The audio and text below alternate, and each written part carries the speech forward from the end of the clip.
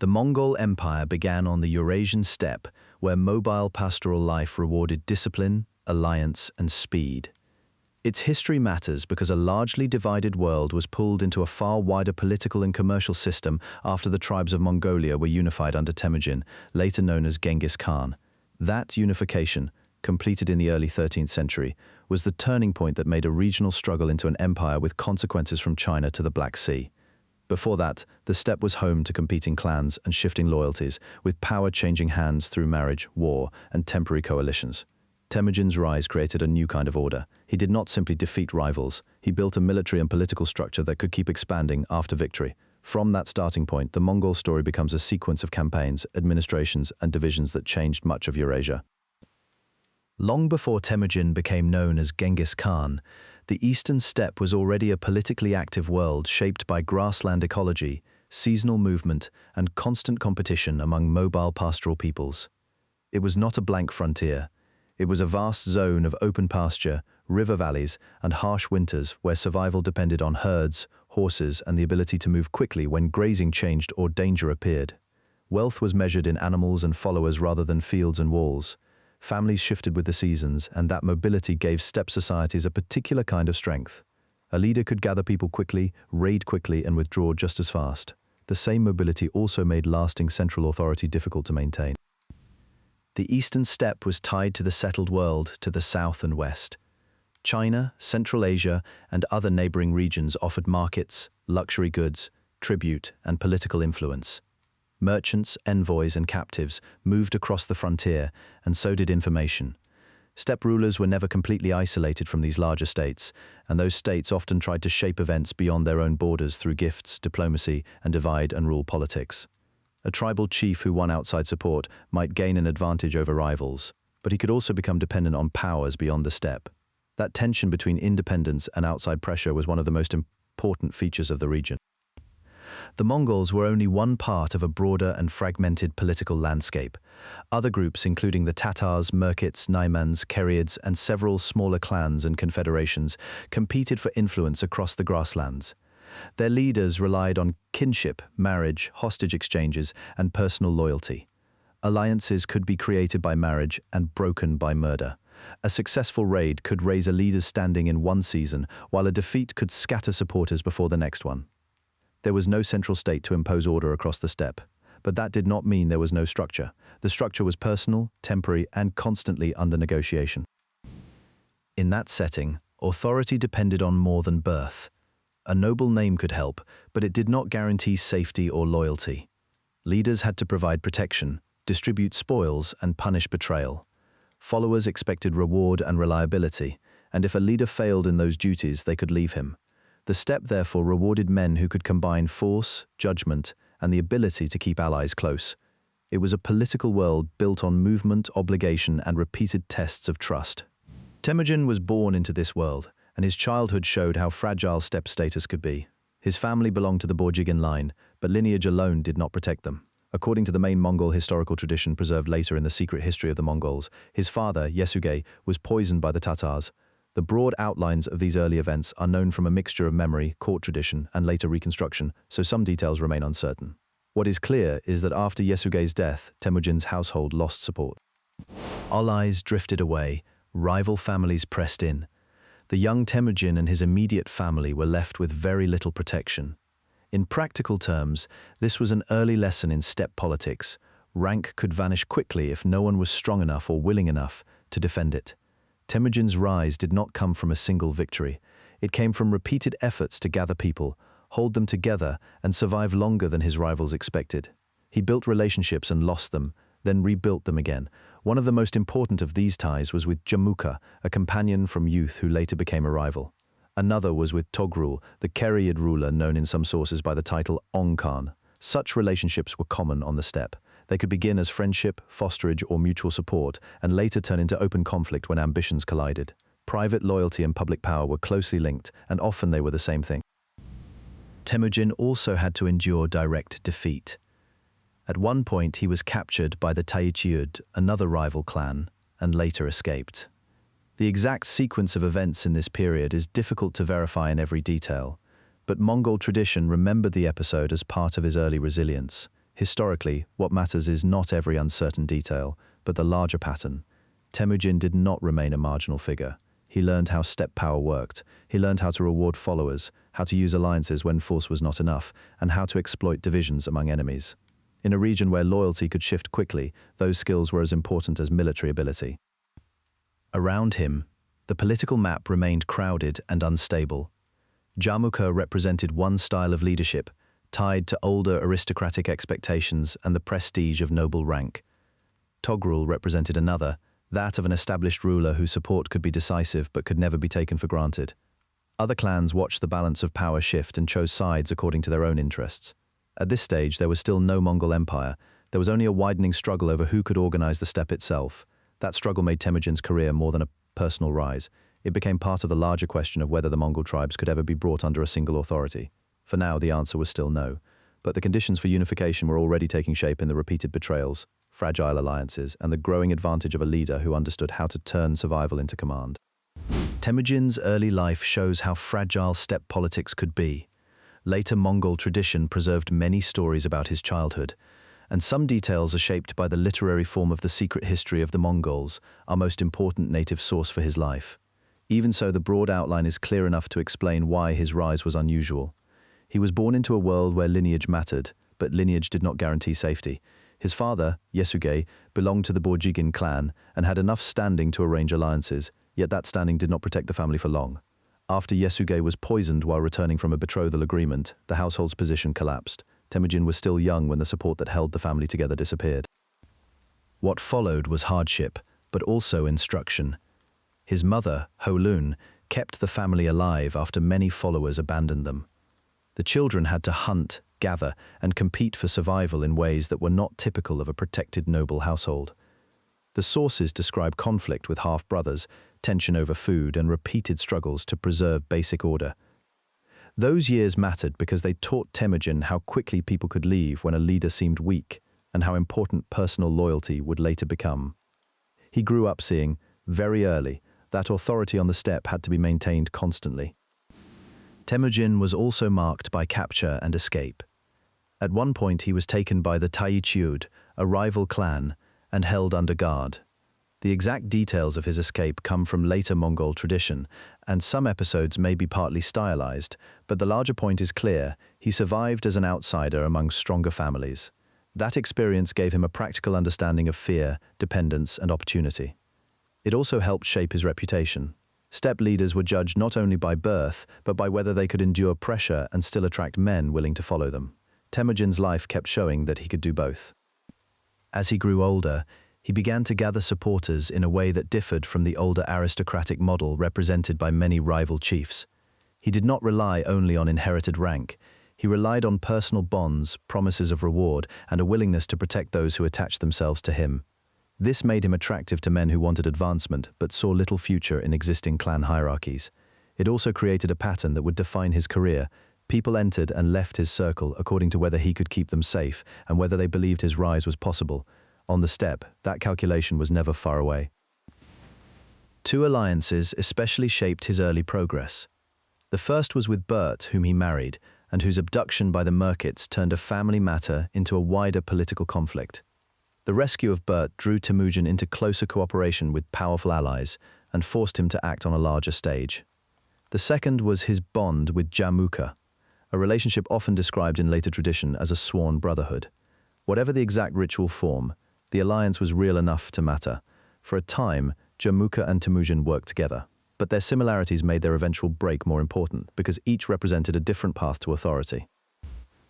Jamukha belonged more clearly to the older order of noble prestige and hereditary expectation. Temujin, by contrast, was building a following based on ability, loyalty, and redistribution of spoils. Those were not abstract differences. They affected how men were rewarded, who rose in rank, and whether power stayed inside a narrow aristocratic circle or moved toward a more flexible military organization. In the early phase of their partnership, the distinction may not have seemed decisive, but as their supporters multiplied, the contrast became sharper. The steppe was becoming a contest between political styles as well as between families. Togrul, ruler of the Kherite, added another layer of complexity. He had earlier dealings with Temujin's father and could offer the kind of senior support that a rising leader needed. For a time, he became a useful protector and partner. Yet his position, like every other major authority on the steppe, depended on shifting loyalties and careful balance. He could strengthen Temujin one year and become a danger the next. This was the nature of alliance politics in that environment. Men who seemed indispensable could become rivals, and rivals could become temporary allies when circumstances changed. Temujin learned to use these relationships without trusting them completely. That may have been his most important education. He saw that steppe power was not established all at once. It was assembled from small groups, family ties, military success, and the ability to turn uncertainty into advantage. He also learned that defeat did not always end a career. A leader could lose support, recover, and return if enough men believed that his future was still better than their present. That belief, more than any title, was what Temujin gradually created around himself. By the end of this phase of his life, he was no longer a marginal figure struggling only to survive. He had lived through collapse, captivity, and competition. He had learned how to reward followers, how to manage dependents, and how to read the fragile loyalties of the steppe. He had allies, but also enemies whose hostility made his circle more coherent. He had seen firsthand that tribal politics could be rebuilt, and that the old order was not as stable as it looked. The next stage of his career would turn those lessons into open rivalry, and then into a struggle large enough to reshape the Mongol world. As Temujin's following grew, the politics around him became harder to separate from the politics of the wider steppe. Loyalty was never fixed for long among the Mongol and neighboring tribes. Leaders formed ties through marriage, fosterage, and shared campaigns, but those ties could weaken quickly when a stronger patron appeared or when a dispute over status went badly.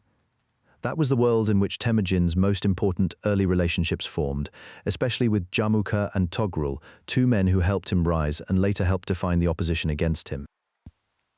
Jamukha was Temujin's Anda, or sworn companion, a bond remembered in later Mongol tradition as deeply personal and morally important. The exact emotional language around that relationship comes mainly from sources written after the fact, especially the 13th century Mongol and Persian histories, so historians treat the details with caution. Even so, the broad outline is clear enough. Temujin and Jamukha began as allies, and for a time they moved in the same political space. They shared ambition, but they did not want the same order. Temujin's style was increasingly practical and inclusive, drawing support from men of different backgrounds if they would fight for him. Jamukha represented a more traditional aristocratic view of steppe rank, where birth and elite status still mattered greatly. Their break was not just a personal falling out, it reflected two different ways of organizing power on the steppe. That difference mattered because it gave Temujin a rival who could speak the language of steppe legitimacy as well as any clan chief. When Jamukha opposed him, the conflict stopped being a matter of one man trying to recover from hardship. It became a contest over what leadership should look like. In the sources, Jamukha is often shown winning support from nobles and established families, while Temujin attracted men who valued advancement through service. This contrast may be somewhat simplified by later writers, but it helps explain why Temujin's movement could endure pressure. He was not only building a personal retinue, he was offering a different path upward. Togrul, ruler of the Khaganate, was another crucial figure. He is often identified in sources as Temujin's patron and sometimes called his Anda as well, though the exact relationship was shaped by politics as much as by ritual language. Togrul gave Temujin recognition and protection at a moment when those things still mattered. For a rising leader, having a connection to an established power could open doors that raw ability alone could not. Temujin used that connection carefully. He accepted support without becoming fully dependent on it, which was not easy in a world where the line between alliance and submission could be thin. For a time, the relationship with Togrul helped Temujin expand. It also exposed him to the basic instability of steppe coalition politics. A patron could become a rival. A helper could begin to fear the growth of the man he had helped. Families within a tribe could divide. Sons could inherit grievances that their fathers never fully resolved. The Khaganate court itself was not immune to these pressures, and as Temujin became more successful, the balance changed. He was no longer simply a client seeking shelter. He was a commander whose own followers expected rewards, protection, and a share in future gain. These overlapping loyalties created a new kind of political map. Instead of a single struggle between Temujin and one enemy, there was now a network of shifting commitments. A man could owe service to one leader, kinship to another, and old friendship to a third. That was one reason disputes escalated so quickly.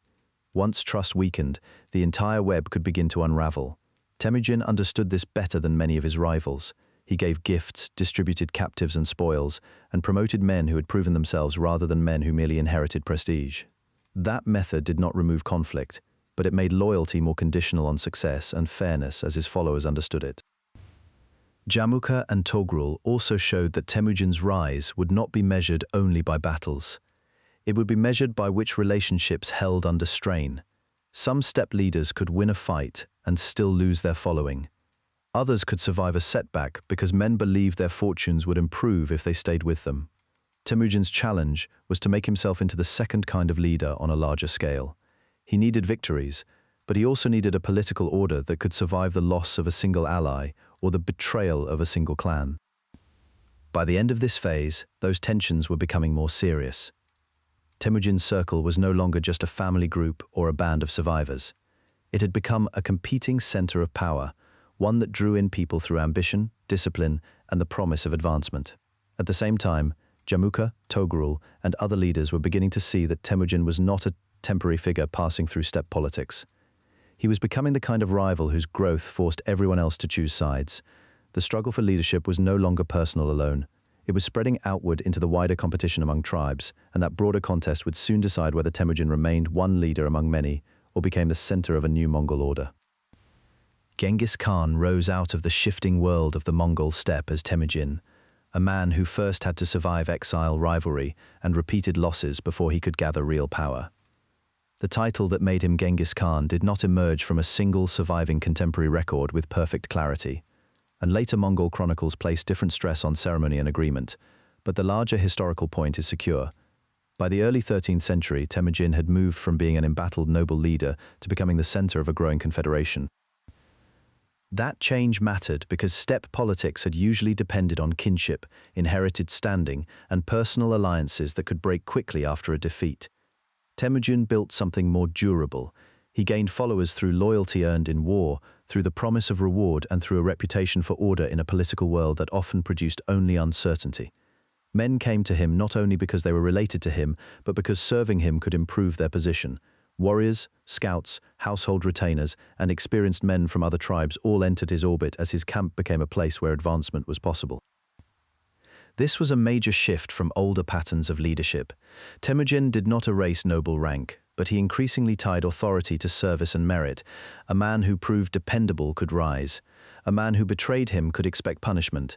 That principle gave his rule a hard edge, but it also made his coalition more stable than the temporary war bands that had often formed and fallen apart on the steppe. Temujin wanted a political body that could absorb defeats and keep moving. In practical terms, that meant his household was turning into a command structure, and his closest companions were becoming officers with responsibility over larger groups. The contrast with Jamukha helps show how unusual this was. Temujin and Jamukha had once been allies, and their rivalry later became a defining feature of Mongol politics. Jamukha represented a more traditional style of aristocratic leadership, rooted in established prestige and older expectations about rank. Temujin offered something more flexible, and for some followers more attractive. He was still working within the world of tribal politics, but he was changing how power operated inside it. That difference shaped recruitment. Some groups preferred Jamukha's order. Others saw in Temujin a system that rewarded service more openly, or at least more predictably. The title Genghis Khan marked the formal expression of that rise. The exact sequence of gatherings and proclamations that led to it is not preserved with complete certainty, and scholarly reconstructions differ in detail, but the effect is clear. Temujin was no longer just another chieftain competing among many. He was becoming the ruler around whom a larger Mongol identity could be organized. Later tradition remembered the moment as a decisive elevation, and even if court historians shaped some of that memory, the political reality behind it is strong. His followers increasingly treated him as the center of a new order. That new order began to appear in the way his people were organized. Units were arranged more systematically, often across older tribal lines, so that men were tied to one another through command rather than only through kinship. This made it harder for a single clan to act independently, and it made the whole confederation more resilient. It was not yet the fully developed imperial system that would later spread across Eurasia, but it was an important beginning. Temujin was creating structures that could function after the old loyalties shifted. His reputation helped that process. He was known for protecting those who submitted and for punishing betrayal sharply. In the steppe world, that combination could be severe, but it also made his rule seem understandable. People knew what would happen if they remained loyal, and they knew the cost of breaking faith. That predictability had value for families, envoys, and merchants as well as for warriors. In a region where alliances could change quickly, a ruler whose behavior was more consistent than his rivals could seem like a safer choice. By the time the name Genghis Khan had taken hold, Temujin was no longer simply trying to survive the politics of the eastern steppe. He was assembling a center of power that could draw in other tribes, challenge older leaders, and offer a new basis for rule. The Mongol core was still small, but it was becoming more unified than the steppe had often allowed.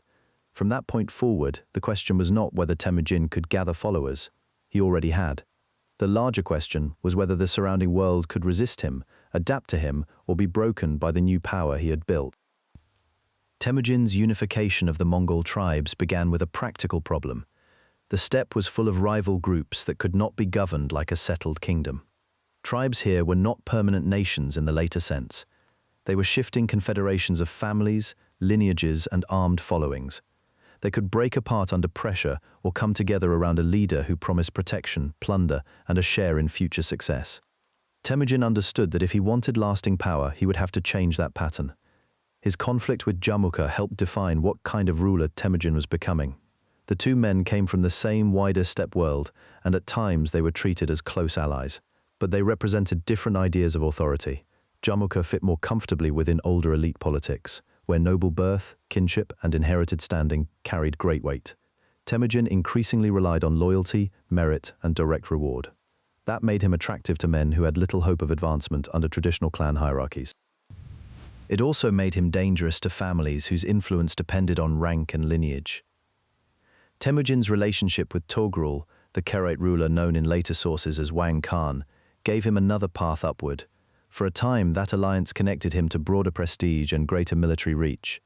Steppe alliances could be extremely useful, but they were also fragile. They worked as long as both sides gained from them. Once the balance shifted, suspicion could grow quickly. The later Mongol historical tradition describes betrayal and rivalry in dramatic terms, though the exact sequence of events is not always easy to reconstruct with certainty. What seems clear is that the alliance could not survive the pressure created by Temujin's own rise. A major part of unification came through the destruction of rival confederations and the absorption of their people. Temujin did not build his power from nothing. He gained followers by defeating enemies and then redistributing the people who had belonged to them. Families were reassigned, warriors were folded into his own forces. A defeated group could become the recruitment base for the next campaign. On the steppe, victory was never only about the battle itself.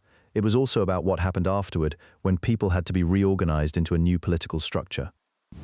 That is one reason Temujin's rise was so effective. He did not rely on conquest alone.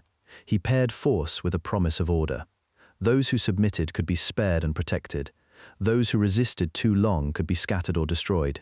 In a world where survival depended on knowing who could keep order and who could not, that distinction mattered. It also helped the name Mongol become more than the label of one lineage or one camp. Over time, it became a broader political identity that could absorb older tribal names without fully erasing them. That shift was one of the most important changes in the early history of the empire, because it meant unity no longer depended only on blood ties. The defeat of the Tatars was especially important in that process. The Tatars had long been one of Temujin's major enemies on the eastern steppe, and their destruction removed a major obstacle to his authority. Other groups, including the Merkits and Naimans, would also be broken apart in turn. Each campaign widened the circle of people who had to choose between resistance, flight, or submission.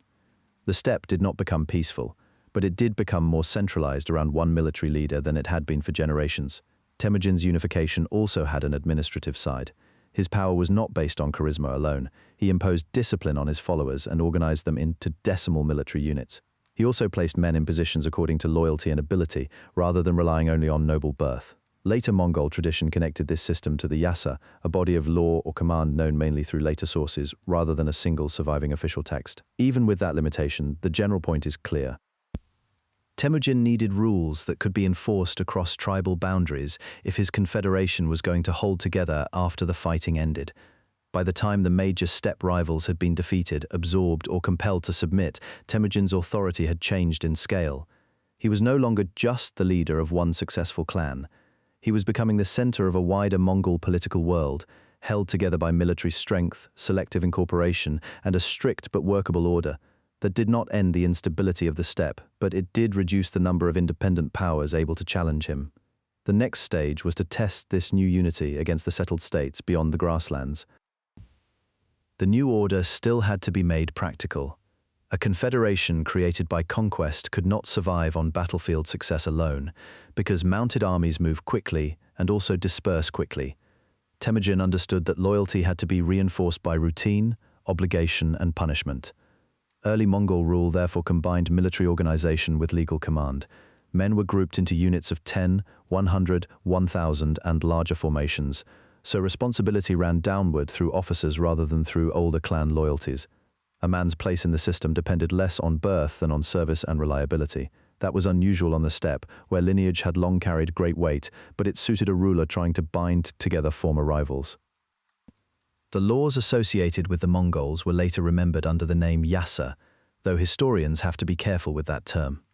No complete official version survives from Genghis Khan's lifetime, and much of what is called the Yassa comes from later writers, some describing real practices and others shaping a more orderly imperial image in hindsight. Even so, the broad pattern is clear. The Mongols emphasized discipline, obedience, and the clear distribution of authority. Orders were expected to be carried out promptly. Theft, desertion, and disobedience could be punished severely. The empire needed this harshness because its army was built from mobile men who lived far from a permanent capital and could not be supervised like a city garrison. In that setting, law was not only a moral code, it was a way to keep a fast-moving military society coherent. Loyalty also had a practical side. Temujin and his successors used hostage-taking and the careful placement of families and followers to reduce the chance of rebellion. Sons of important leaders might be kept near the court, not always as prisoners in the later European sense, but as guarantees that powerful groups would think twice before breaking away.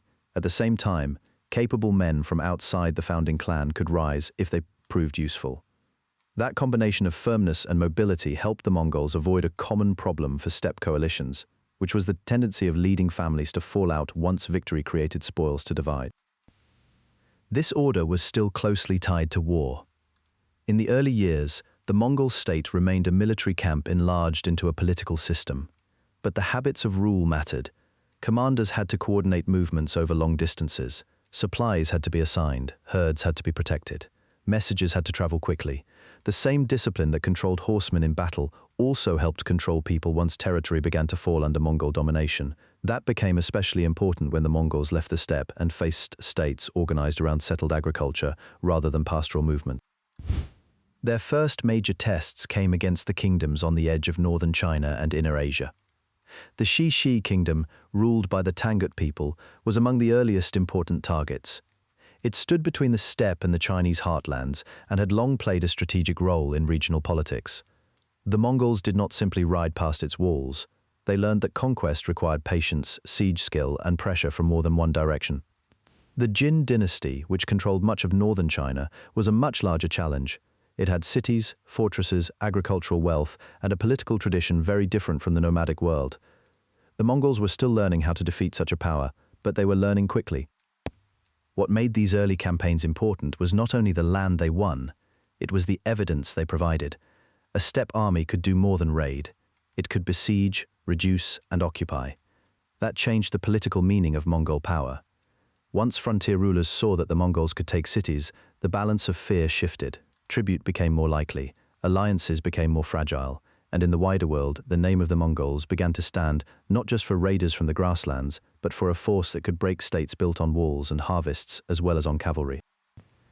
By the time the fighting with the Jin deepened, Mongol warfare had already become more adaptable. Captured artisans, engineers, and administrators were drawn into imperial service. The Mongols had little interest in preserving a pure military style if another method worked better. Chinese siege specialists, steppe scouts, Muslim technicians from farther west, and local officials who knew how to read the land and count its resources all became useful. This was not simple tolerance. It was a habit of absorption. The empire took in expertise wherever it found it. That habit, together with the legal and military discipline associated with the Yassa tradition, gave the Mongols something more stable than a temporary alliance. They were no longer only a coalition of allied tribes. They were becoming a governing system.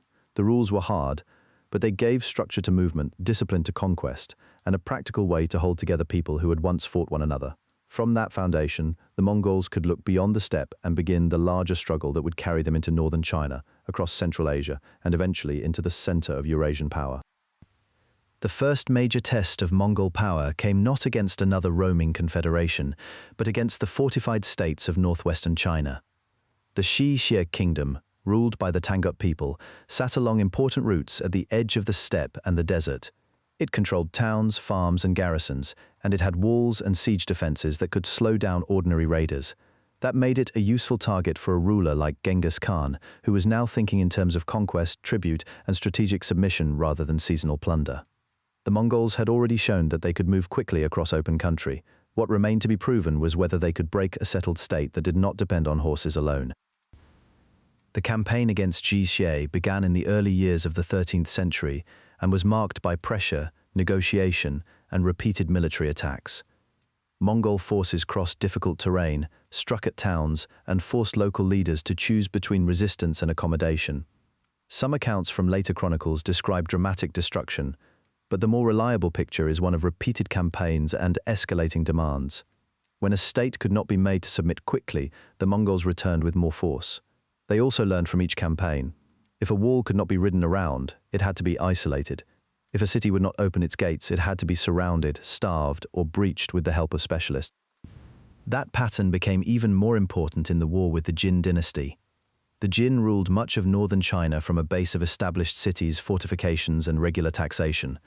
Their realm was larger and richer than any steppe rival, and it required a different kind of war. The Mongols could still rely on cavalry to move faster than their enemies expected, but speed alone would not bring down large urban centers, so they began to combine methods. Horsemen screened the marches, cut communications, and harassed the enemy field armies. Engineers and captured artisans worked on engines, siege tools, and the practical business of breaking defended places. Local defectors and turncoats supplied roads, river crossings, and information about garrisons. The Mongols did not treat these supporting roles as secondary. They became part of the campaign itself. The early fighting showed how much the balance of power had changed. The Jin had numbers, farmland, and cities, but they were also divided by court politics and long frontiers. Mongol raids could strike in several directions at once, making it hard for defenders to concentrate.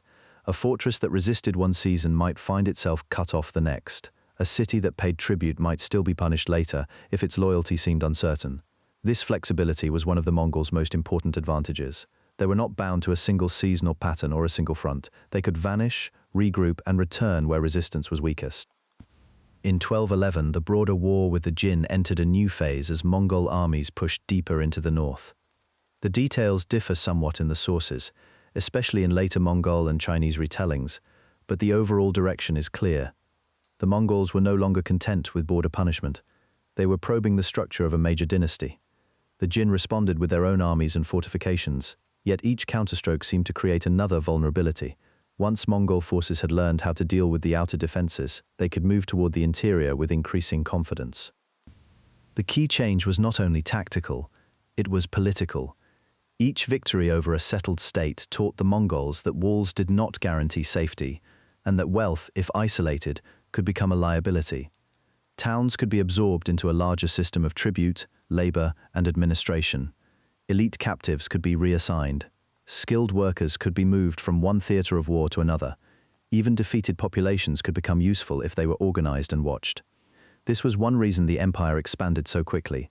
It did not simply destroy, it repurposed. By the end of this phase, the Mongols had moved beyond the old assumption that steppe riders could only raid agrarian kingdoms at the edges. They had shown that cavalry and siege warfare could be combined in the same campaign, and that a mobile army could learn the methods needed to break fortified states. Xie and the Jin were not the same kind of enemy, but the Mongols had begun to master both.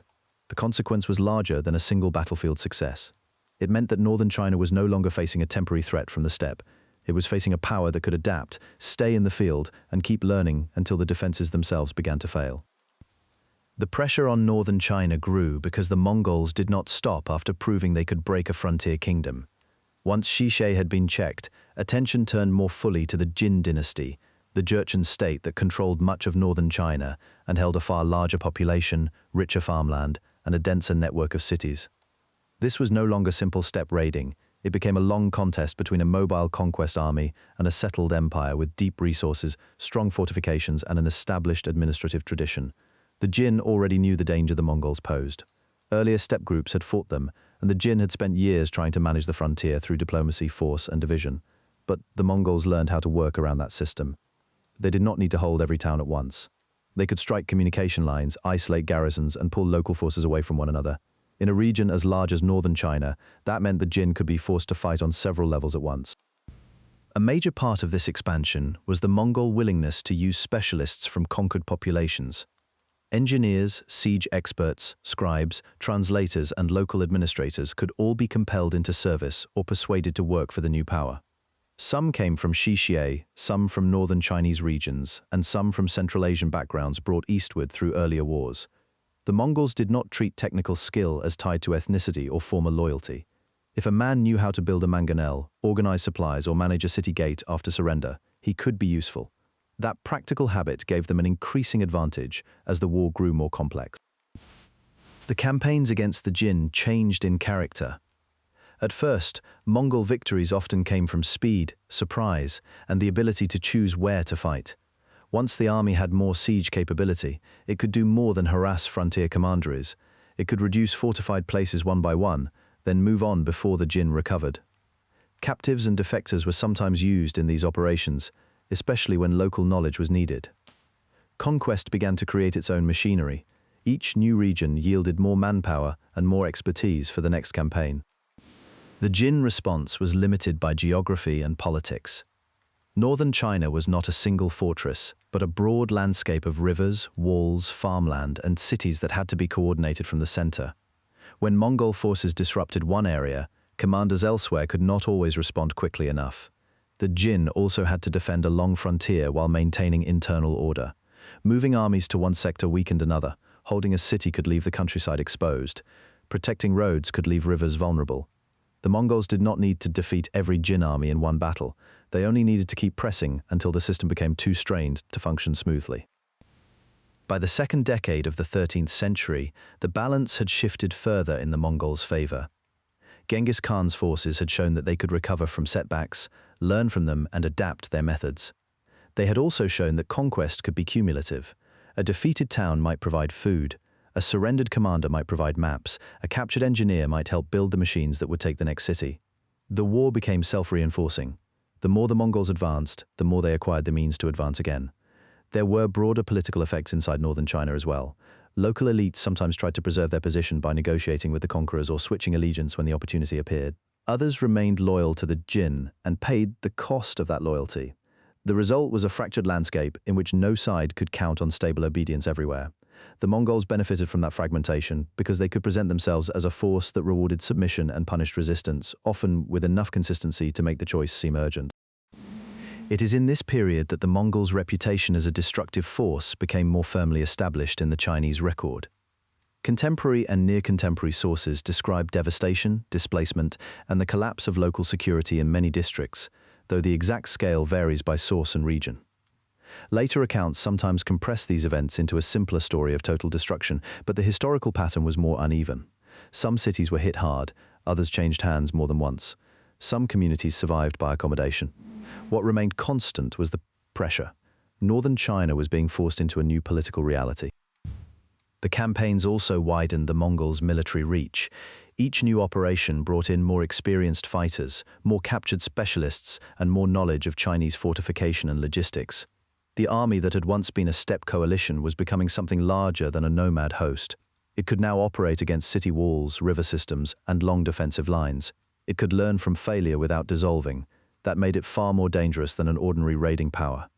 By the time the war with the Jin entered its deeper phase, the question was no longer whether the Mongols could threaten northern China. They already had. The question was how long the Jin could hold together under that pressure, and how much more the Mongols could absorb before the final push began. While the war in northern China was still unfolding, Mongol attention was already moving west towards Central Asia. Beyond the steppe were oasis cities, caravan routes, and settled states built on agriculture, trade, and administration. That region mattered because it was wealthy, but also because it connected east and west. Merchants, envoys, and refugees passed through it, carrying goods and information. For the Mongols, it was both an opening and a test. The first contact with the Khwarazmian realm was not, at least at first, a full-scale invasion. It began through diplomacy and trade. The Khwarazmian Empire, ruled by Muhammad II, controlled much of what is now Iran, Central Asia, and nearby lands. Its cities were prosperous, but its politics were uneasy, with local governors, frontier commanders, and the Shah often at odds. The Mongols were consolidating their power in the east and needed access to Western markets and routes. Both sides had reasons to prefer commerce, but neither trusted the other for long. The break came from a chain of incidents described differently in later sources. What is clear is that a Mongol caravan was seized in Khwarazmian territory, and that Mongol envoys sent to settle the matter were killed, at least in part on the Shah's orders.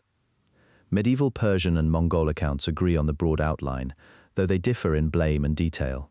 In Mongol political culture, the killing of envoys was a serious offense. It turned a dispute over trade into a matter of retaliation, while also giving Genghis Khan a practical reason to attack a rich enemy along his frontier. The conflict also escalated because Genghis Khan had already learned that raiding alone was not enough against city-based states. He needed reconnaissance, planning, and a clear sense of local politics. The Khwarazmian Empire was not a single fortress. It was a wide realm spread across deserts, rivers, and irrigated cities.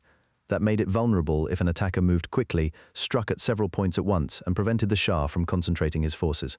The Mongols were becoming the kind of army that could do that. By 1219, the decision had been made. The Western campaign would not resemble the earlier wars on the steppe or even the long struggle against the Jin. It would be a war of movement across great distances, but also a war against cities, river crossings, and local command systems. Genghis Khan divided his forces so they could advance on more than one line at once. That forced the Khwarazmian leadership to defend everywhere, which was nearly impossible for a state already weakened by distrust. The opening phase of the campaign moved quickly.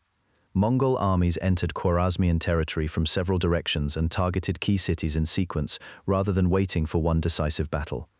Otrar, on the Sir Daria, became one of the first major flashpoints, partly because it was linked to the original caravan affair.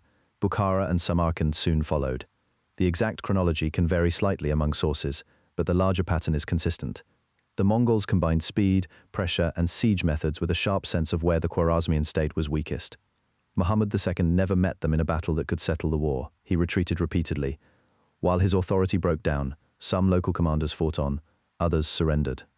A few tried to save their cities through negotiation, with mixed results. In some places, resistance ended in destruction. In others, the Mongols accepted submission and preserved more of the urban structure than later legend suggests. The conquest was still devastating, but it was also strategic. The Mongols were choosing city by city how to make the region obey.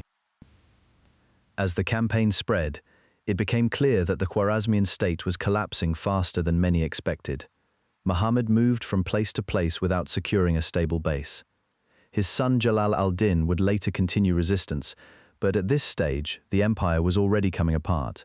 Provincial leaders acted on their own. Trade was disrupted. Local security failed. The loss was not only military, it was administrative and psychological. Once the Mongols showed that even major fortified centers could fall in sequence, fear shifted across the whole region. The conquest of Central Asia also changed Mongol policy. It brought the empire into direct contact with Persian administrators, Muslim scholars, urban artisans, and merchants who understood the workings of a settled imperial economy. Some were killed, others were captured, relocated, or absorbed into Mongol service. That pattern would become one of the empire's defining features. Conquest did not simply remove people from a map, it redistributed skills. The Mongols were learning to turn conquered expertise into imperial capacity. By the time the major cities of Khwarazm were falling, the western frontier had changed permanently. A diplomatic borderland had become a corridor into the Islamic world. The Mongols had crossed into Central Asia, dismantled one of the region's most powerful states, and done it with alarming speed. From that point on, the empire was no longer only a steppe power pressing against neighboring lands. It was ready to move west into the richest cities of Central Asia, and the consequences would extend far beyond the region itself. The next stage began with a ruler whose authority rested on grievances and on a practical calculation. The Khwarazmian Empire controlled wealthy cities and farmland across Central Asia and Iran, but its political order was fragile. It depended on garrisons, local governors, and a balance between the Shah and the elites who served him. When Mongol envoys and traders entered that world, diplomacy and commerce broke down. Later Persian and Mongol tradition tells the best-known version of the story. The governor of Otrar seized a Mongol caravan. Then the Shah's court mishandled the aftermath and killed envoys sent by Genghis Khan. The details are filtered through later retellings, but the broad outline is well established. What mattered was the result. Genghis Khan treated the attack as both an insult and a test of authority. If a major state could kill his representatives without consequence, no border would remain secure. The response was deliberate and unusually large in scale. Around 1219, Mongol armies moved into Khwarazm from several directions at once, making it difficult for the Shah to concentrate his forces. This was not a single assault on one capital. It was a coordinated campaign against cities, forts, and river crossings. Mongol mobility gave them speed on open ground, but the conquest also showed that they had become adept at exploiting division inside settled states. The Shah did not trust many of his commanders, and when danger came, he scattered his forces instead of holding a unified front. That made the Mongol advance easier. Otrar fell after a siege, and its governor's death became part of the wider pattern of retribution. From there, the Mongols moved toward Bukhara and Samarkand, two cities whose names already carried weight in the Islamic world. Bukhara surrendered after brief resistance, and later accounts describe Genghis Khan entering the city and addressing its inhabitants in moral terms.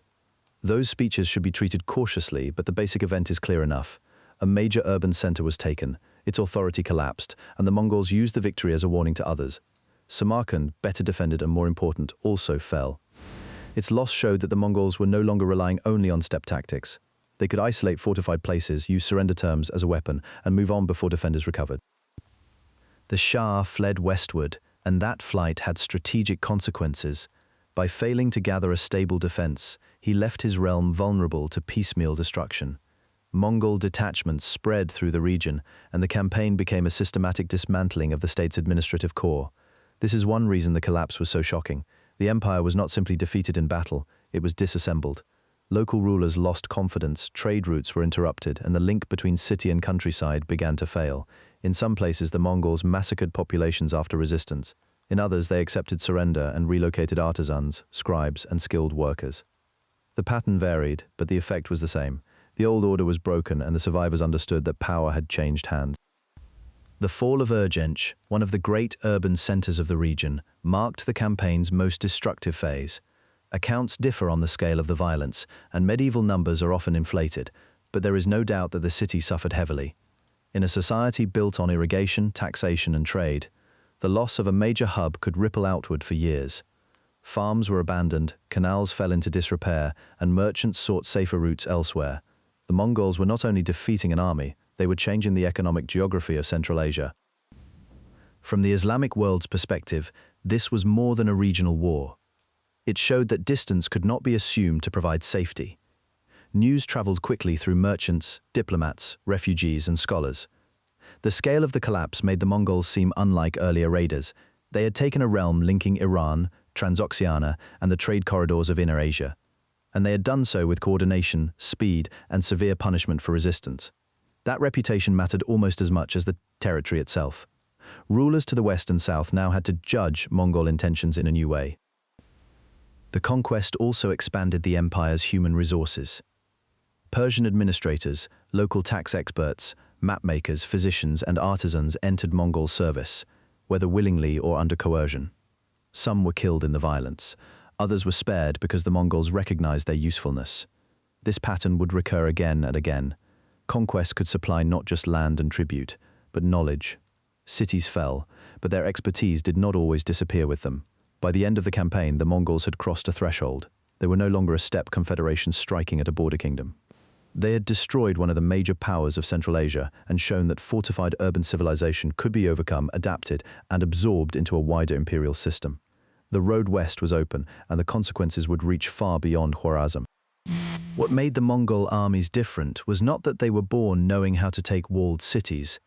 In the earliest years, they were still a steppe force, built for movement, archery, reconnaissance, and sudden concentration. But the empire they were creating could not stop at open pasture. Once they began moving against states with fortresses, river lines, and stone walls, they had to learn quickly or fail. The result was one of the most important military adaptations in Eurasian history. At first, the learning process was uneven. Mongol commanders could isolate a city, cut roads, seize surrounding farmland, and pressure defenders into surrender. That was often enough against smaller places or badly prepared enemies, but major fortified regions required something else. Walls had to be breached, towers suppressed, moats crossed, and supplies cut off for long periods. The Mongols responded by taking specialists wherever they found them. Engineers from the conquered Khwarazmian lands, Chinese siege craftsmen, artisans from Central Asian cities and, in some cases, captives from earlier campaigns were all brought into Mongol service. Their skills did not replace Mongol discipline. They extended it. This is one reason the empire moved so efficiently from steppe war into siege warfare. The Mongols did not need every soldier to be an engineer. They needed their commanders to know how to use expertise wherever it appeared.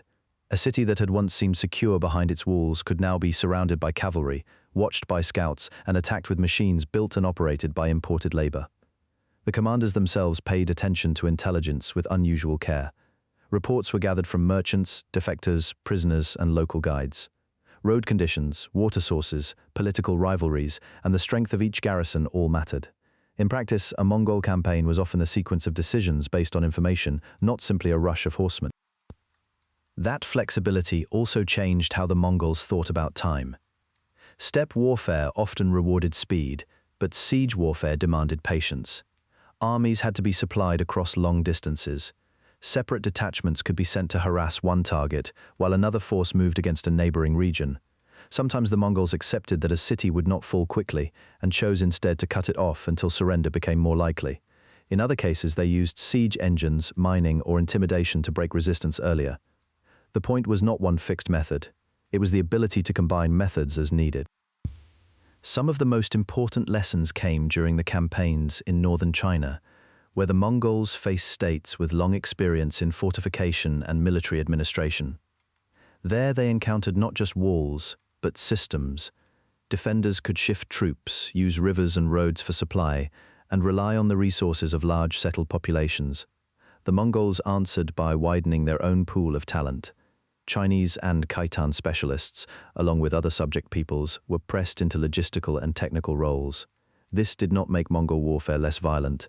It made it more effective.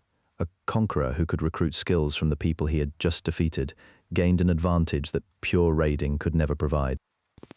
The Mongols also learned to coordinate different kinds of troops over large spaces. Cavalry remained the core of their strength, especially for encirclement, pursuit, and the disruption of enemy movements. But cavalry worked better when supported by engineers, scribes, supply managers, and scouts. A campaign could begin with reconnaissance, continue with the isolation of a province, and end with a siege train brought up behind mobile forces that prevented relief.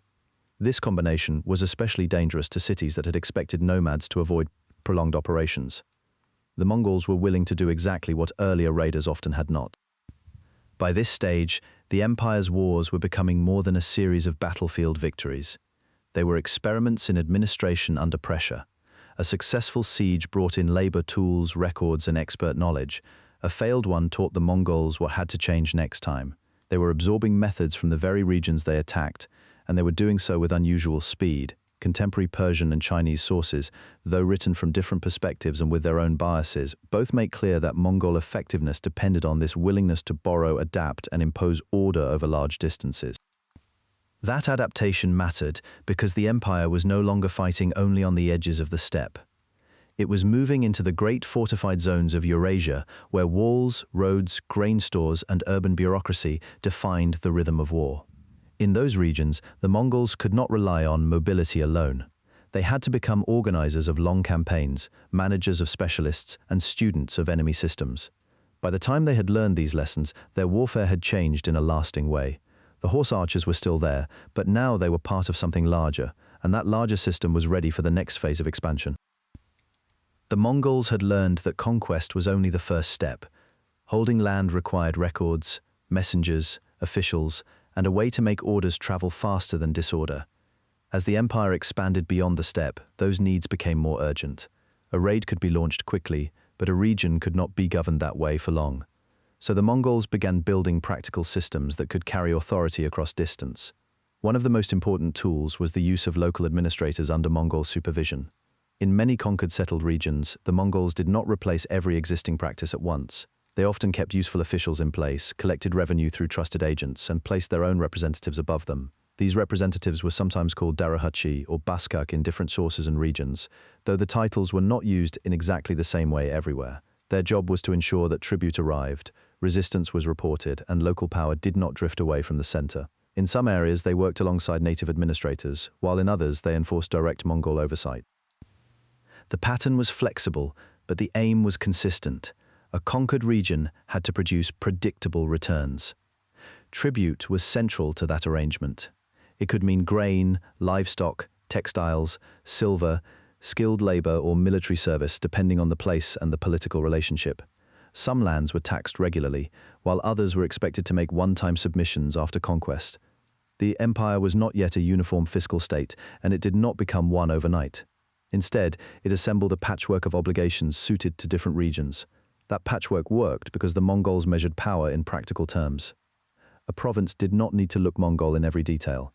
It needed to pay, to obey, and to remain legible to imperial authority. To make that legibility possible, the Mongols also carried out censuses and surveys in different parts of the empire. The surviving evidence is uneven, and the details varied by region, but Persian and Chinese sources alike show a growing dependence on counting households, assessing resources, and identifying taxable populations. A census helped determine how much each area could provide and how many men could be drawn into service. It also made tribute harder to hide. In a realm that stretched across deserts, river valleys, forests, and farming districts, knowledge itself became a form of control. The Mongols were learning that a population could be governed more effectively when it was counted. This administrative reach also depended on communication. The empire built relay stations and postal routes, a system often associated with the Yam or Urto network in later and related forms. At these stations, messengers could obtain fresh horses, food, and shelter, allowing imperial orders and reports to move rapidly over long distances. The relay system was not merely a convenience. It helped bind the empire together. A ruler in one region could hear from another region far away, and local officials could receive instructions without waiting for a seasonal campaign cycle. In practical terms, this made the empire faster than many of the states it confronted. It also helped the Mongols coordinate military movements, tax collection, and surveillance across a vast landscape. The relay stations were tied to a wider culture of mobility and service. Those given formal responsibility in the system were expected to support imperial messengers and officials. In some places, this burden was heavy, and later sources preserve complaints about the demands it placed on local communities. That tension was real. A system that could move orders quickly also extracted resources quickly. But from the Mongol perspective, the relay network solved a basic problem of empire: how to keep central authority present in places where the ruler was physically absent. Another part of that structure was the use of hostages and the transfer of elite children to imperial camps or households. This practice had long steppe precedents, and it served both political and educational purposes. It helped secure loyalty from subordinate leaders, and it trained younger members of subject elites in Mongol norms and service. Again, the effect was not to erase local identities completely, but to create channels through which loyalty, service, and cultural influence could move. The empire often ruled by incorporating people as well as by defeating them. This was also the period when merit became more important within Mongol service. Birth still mattered, especially in a ruling dynasty that remained intensely aristocratic. But military and administrative responsibility could also advance through proven usefulness. Men who delivered victories, managed supplies, gathered intelligence, or conducted diplomacy could rise. That principle helped the empire function at scale. A confederation built only on family rank would have struggled to manage such rapid expansion. A system that rewarded competence, at least within the limits of Mongol politics, was better suited to the demands of empire. The Mongols also drew a practical line between different kinds of administration. Some areas were left under looser indirect control, especially when local rulers accepted Mongol supremacy and paid tribute. Other regions, especially strategically important or heavily contested ones, received stronger supervision. This unevenness is important. The empire did not begin as a smooth modern state. It grew by layers. Military conquest came first, then tribute, then oversight, then deeper integration where the Mongols needed it. Over time, these arrangements made the empire more durable, even if they also created friction and local resentment. By the time these systems were taking shape, the Mongols were no longer simply an army living off the land. They were becoming administrators of empire. They still relied on horses, camps, and fast-moving commanders, but they also depended on censuses, stations, tribute accounts, and appointed supervisors. That combination gave their rule a new kind of stability. It did not make the empire gentle, and it did not make it orderly everywhere, but it did make it governable. That shift mattered because the Mongols were preparing for even larger wars. The same methods that collected tribute in one region could support siegecraft in another. The same relay lines that carried orders could carry intelligence. The same supervisors who watched a city could help organize labor for the next campaign. Administration was not a pause between conquests. It was part of the machinery that made later conquests possible. Once that machinery was in place, the empire could move from being a force of campaigns to being a force of rule.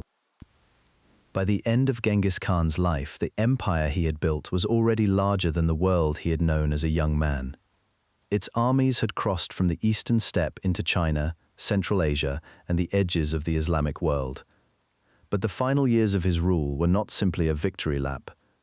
They were marked by renewed campaigning, difficult frontier warfare, and the question that confronted every rising dynasty sooner or later: what happens when the founder is no longer there to hold it together?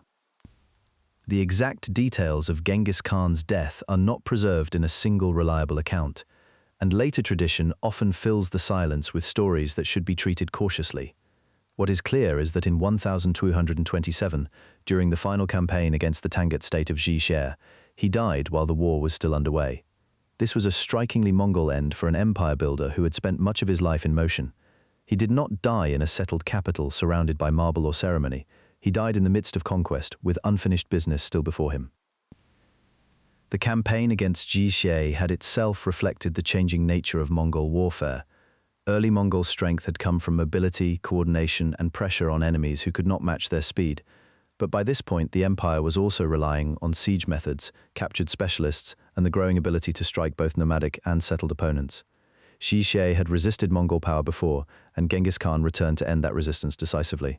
The campaign was harsh, but it also showed a larger pattern. The Mongols were no longer a confederation proving themselves against neighboring tribes. They were now destroying states that had cities, fortresses, administrators, and written bureaucracies of their own. That made Genghis Khan's death politically important in a way that went beyond personal loss. A nomadic empire did not pass authority the way a settled dynasty might. There was no permanent capital that automatically housed the center of power. Instead, legitimacy had to move with the ruling house, and it had to be recognized by leading members of the family and elite commanders. Genghis had already prepared for this to some extent. He had divided responsibilities among his sons and senior followers, while keeping the supreme authority of the dynasty concentrated in his own line. That did not remove the danger of disagreement, but it gave the empire a framework to continue. The burial traditions surrounding Genghis Khan are one of the most famous parts of his story, and also one of the least secure. Later accounts describe secrecy, hidden graves, and efforts to prevent the location from being known. Scholars generally agree that the burial was intended to be private, consistent with steppe traditions and the political need to protect the founder's memory from interference. Beyond that, certainty becomes harder. The absence of a clearly identified tomb has fed centuries of speculation, but the historical record does not support confident detail. What matters is that death was folded into the same disciplined political culture that had helped the empire grow in the first place. Even without its founder, the imperial structure did not collapse. That was the real test. Genghis Khan had created more than a coalition of raids. He had built a system of command, tribute, family authority, and military discipline that could survive a change in leadership, at least for a time. The succession did not happen instantly or effortlessly, but it did happen. The principal heir to the supreme position was his third son, Ogedei, whom Genghis had favored for the role of Great Khan. That choice was important because it showed the founder's attempt to balance talent, family hierarchy, and political practicality. The succession was not merely a family matter. It was a moment when the whole imperial project had to confirm that it could outlast the man who began it. The Mongol elite gathered to recognize the new order, and the empire's expansion resumed under a ruler who inherited both opportunity and obligation. The armies were still active. The conquests were still in motion. But now they would proceed under a different style of leadership, one less mythic in later memory and more institutional in practice. That transition is what makes Genghis Khan's death so important in the larger history of the Mongol Empire. It did not end the story. It revealed that the story had become larger than one person. The founder was gone, but the machinery he left behind remained in place, ready to carry the empire into its next phase. Ogedei's reign began with the practical problem that every new empire faces after a founder dies: how to keep momentum without losing control. In the Mongol case, that meant continuing campaigns that had already been planned under Genghis Khan, while also making the imperial center stronger and more regular. Ogedei did not replace his father by simply copying him. He ruled in a different way, with more attention to administration, courtiers, tribute, and the long-distance coordination that a growing empire required. One of the clearest signs of that change was the continued push against China. The Mongols had already battered the Jin dynasty in the north, but under Ogedei the war became broader and more systematic. Mongol forces renewed pressure on Jin territory, while also extending influence into neighboring regions. At the same time, campaigns continued against the remnants of the Yassa state, which had been weakened earlier but was not yet fully removed from the political map. These wars showed a pattern that would define Mongol expansion for decades. Cavalry gave speed and reach, but against settled states the Mongols increasingly relied on siegecraft, engineers, and careful coordination between mobile armies and captured specialists. That adjustment mattered because the Mongols were no longer fighting only other steppe peoples. China offered fortified cities, river systems, standing armies, and experienced defenders. The old advantage of mounted warfare still mattered, but it was not enough on its own. Under Ogedei, the Mongol court and generals continued to absorb lessons from every campaign. Captured Chinese engineers, defectors, and specialists were put to work building engines, operating siege equipment, and helping the Mongols break cities that would have resisted a pure cavalry assault. In that sense, Ogedei's reign was not just a period of conquest, it was also a period of learning. The same was true in the northeast, where Mongol influence reached into Korea. The relationship there developed through a mix of pressure, submission, and intermittent resistance. Korean rulers and local elites had to decide whether to accept Mongol demands, send tribute, and manage the risks of refusal. The Mongols were not yet governing all of these areas directly in the same way they would later govern parts of China, but their power was already forcing neighboring states to adjust. Even where conquest was not immediate, the empire's reach could still reshape politics. Ogedei also strengthened the imperial center in ways that made expansion more sustainable. The Mongol ruling family was still mobile, but it needed a more stable framework for collecting revenue, managing households, and supporting armies that ranged far beyond Mongolia. Tribute from conquered territories became more important. So did the use of census-taking and regularized administration in some areas, especially where the Mongols needed to know who lived there, what could be taxed, and what resources could be mobilized. The empire was still held together by personal loyalty and aristocratic authority, but these tools were increasingly supplemented by routine government. This was also the period in which the Mongols refined the use of personnel from conquered peoples. Rather than treating every subject population in the same way, they made selective use of merchants, scribes, administrators, and military experts. Some were protected because they served the state. Others were relocated to where their skills were useful. The result was an empire that became more capable of governing wide territories without needing to transform every region in exactly the same manner. That flexibility would become one of the great reasons for Mongol success. A key development in Ogedei's reign was the consolidation of the capital at Karakorum, which became a more important political center than it had been under Genghis Khan. It was not yet a city in the settled imperial sense of Beijing or Baghdad, but it served as a place where elite politics, tribute, trade, and decision-making could come together. The court drew in envoys and specialists from different lands. That made the empire more than a war machine. It gave the Mongols a center from which authority could radiate outward. Even so, Ogedei's reign remained tied to military expansion. The empire did not slow down simply because a new ruler preferred administration. The machinery of conquest was now part of the empire's normal life. Campaigns continued to push pressure deeper into North China, and Mongol leaders were already thinking in broader continental terms. The ruling house had learned that the empire could survive the founder's death, and that survival encouraged further ambition. The Mongols were no longer proving whether they could expand. They were demonstrating how far a steppe empire could extend once it had a stable command structure behind it. By the time Ogedei's reign was underway, the pattern was becoming clear. The conquests of Genghis Khan had created the opening, but the next stage required institutions strong enough to manage what had been taken. Ogedei gave the empire that added layer of continuity.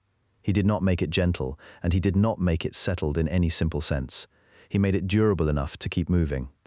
From there, the pressure on the Jin would intensify, the reach into neighboring regions would widen, and Mongol power would continue to grow under a broader imperial center. The struggle with the Jin had already gone on for years before it reached its final stage. What made this war different from earlier steppe conflicts was that the Mongols were not simply raiding frontier territory and withdrawing. They were learning, campaign by campaign, how to break a settled dynasty with walls, armies, supply lines, and cities that could absorb punishment for a long time. The Jin state, ruled by the Jurchen, had long controlled northern China, but by the time Ogedei was consolidating power, its position had been badly weakened by Mongol pressure, internal strain, and the cost of trying to defend a long frontier against an enemy that kept adapting. The Mongol approach was steady and practical. They did not depend on a single dramatic battle. Instead, they worked outward from captured ground, used mobile cavalry to isolate strongpoints, and relied increasingly on engineers, defectors, and specialists drawn from conquered populations. This mattered because the Jin were not just facing riders on open grassland anymore. They were facing an army that could now bring siege methods into a war that had once favored fortified cities. Once the Mongols learned how to combine movement with technical skill, the old balance on the North China frontier changed quickly. The Jin court understood the danger, but it had limited room to recover. Even when it reorganized defenses, it had to do so under the pressure of repeated Mongol incursions and the loss of key territory. The war also became harder for the Jin because their enemies were no longer only Mongols. Local forces, former Jin subjects, and other regional actors could shift allegiance when Mongol success made the old order look less secure. In a long war like this, loyalty often followed survival. That made the Jin position narrower with every season. The final campaigns were grueling rather than brief. Mongol armies pressed down through northern China, taking advantage of better coordination and a growing ability to operate around fortifications instead of against them head-on.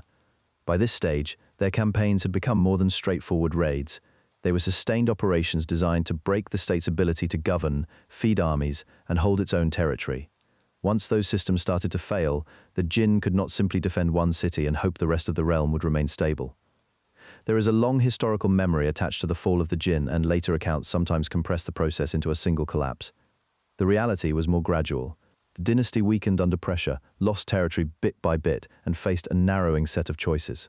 Some strongholds held out longer than others, and the fighting moved through phases of siege, withdrawal, renewed advance, and exhaustion. But the overall direction was no longer in doubt. Mongol power in northern China had become too deep and too organized to push back with the methods that had once worked. A key part of this period was the transition from conquest to control. The Mongols were not yet ruling northern China in a fully settled sense, but they were already preparing to inherit it. Captured administrators, tax systems, and military resources could be redirected. Engineers and clerks who had once served the Jin might now serve the new order, whether willingly or under pressure. That pattern would appear again and again in Mongol expansion. Defeat a state, absorb its useful people, and use its institutions where they could be made to function. By the time the Jin dynasty reached its end, the outcome had larger meaning than the fall of one ruling house. Northern China was no longer a frontier contested between equals. It was becoming part of a Mongol imperial sphere that could extract resources, move troops, and impose authority across wide distances. The war had shown that the Mongols could master not only open steppe warfare, but also the long, methodical destruction of a major sedentary state. From there, the same methods would be applied elsewhere, and the center of Mongol power would continue to widen.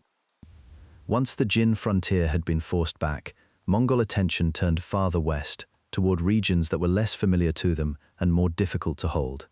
This next stage of expansion mattered because it showed the empire was no longer fighting only one neighboring state at a time. It was beginning to operate across the breadth of Eurasia, using reconnaissance, speed, and intimidation to manage opponents separated by great distances. The first major Western testing ground was the Caucasus and the lands beyond the Caspian Sea. Mongol forces did not simply rush blindly into these regions. They first gathered information, probed defenses, and learned the geography of routes, rivers, and settlements. That mattered on the steppe, where movement was power. It mattered even more in mountain corridors and river valleys, where a wrong route could slow an army and give enemies time to gather.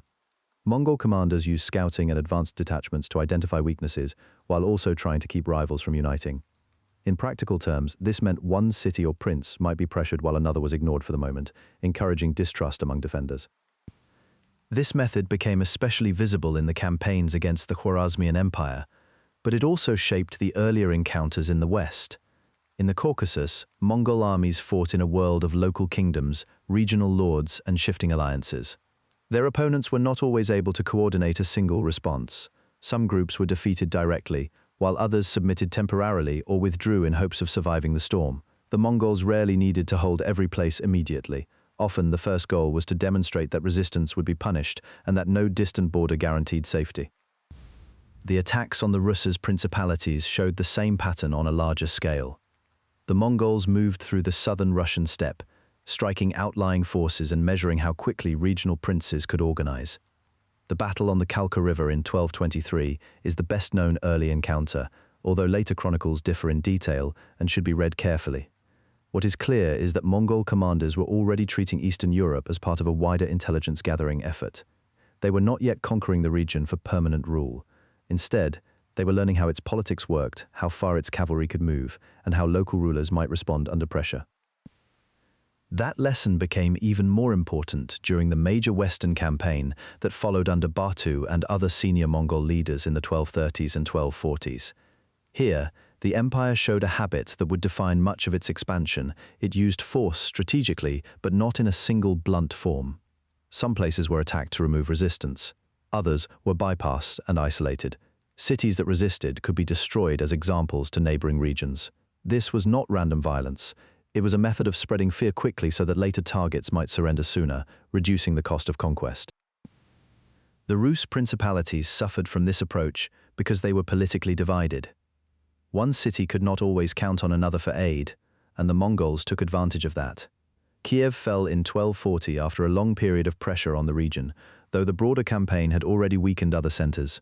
The sources from the period describe severe destruction, but the exact scale sometimes varies between accounts.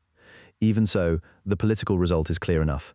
The steppe armies had reached deep into Eastern Europe and proved that the region could not assume distance as protection. From there, Mongol forces moved farther into Poland and Hungary, and by 1241 their raids and battles had shaken Central Europe. The famous Battle of Mohi in Hungary showed how dangerous Mongol operational mobility could be against a conventional army. They used coordinated maneuvers, feigned retreats, and pressure from multiple directions to break a more heavily organized opponent. Again, this was not just cavalry dashing across open land. It was disciplined warfare with careful planning and a strong ability to adapt when terrain or enemy tactics changed. At the same time, the Mongols did not try to occupy every Western land in the same way they later governed China or Persia. In major European regions, the point was to defeat, intimidate, and extract recognition of Mongol strength. Strategic retreat also played a role. After the death of Ogedei in 1241, major Mongol forces withdrew from Central Europe, and that withdrawal was shaped by imperial politics as much as by military limits. The withdrawal did not erase what had happened. It showed that Mongol operations could reach far beyond the old steppe frontier and then pull back when succession politics required attention elsewhere. The result was a new map of fear and knowledge. Envoys, merchants, and rulers in Europe now had reason to treat the Mongols as a force that had already crossed the great inland borders of Eurasia. They were not a local nomadic threat anymore. They had demonstrated reach, planning, and the ability to strike both settled states and frontier societies. That reputation would matter later, because it made diplomacy, tribute, and intelligence more important wherever Mongol armies might appear next. By the end of these Western campaigns, the empire had shown that even the far edges of Europe lay within its horizon. The Western campaigns had shown that Mongol power could cross entire regions, but conquest alone did not make an empire function. Once armies moved farther from the steppe homeland, the problem became connection. The Khans needed messages carried reliably, tribute collected predictably, envoys protected, and distant commanders kept in contact with the center. In practice, this meant building a political world that was more than a series of battles. It had to move information as efficiently as it moved horses. One reason the Mongol system became so effective was that it grew out of older Eurasian practices while extending them on a much larger scale. Long before the Mongols, merchants and diplomats had used caravan routes across Inner Asia, and frontier states had relied on relay stations and official escorts. The Mongols did not invent every part of this arrangement, but they imposed a wider order on it. Roads that had once been dangerous and uneven could be made safer when local officials knew that resistance would bring punishment and cooperation might bring reward. A merchant carrying goods from China towards Central Asia, or from the Iranian lands toward the eastern steppe, was more likely to travel if he could rely on imperial protection. This protection was tied to authority. The empire issued credentials and pass systems, often referred to in modern scholarship by the Persian term paisa, which identified envoys and authorized travel. These were not symbolic documents. They told local commanders, station keepers, and settled officials that the traveler was acting under imperial order. In a realm that stretched from the Pacific edge of Asia into the black,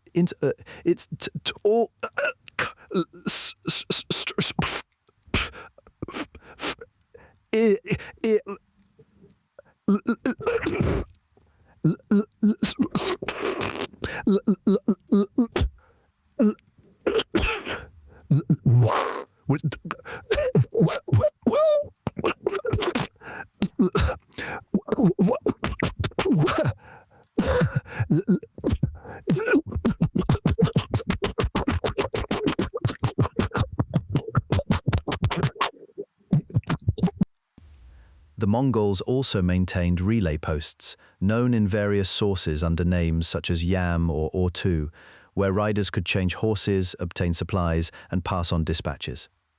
This system helped the empire move at a speed that unsettled its neighbors. A message could travel much farther than a single horse, and rider could manage on open ground.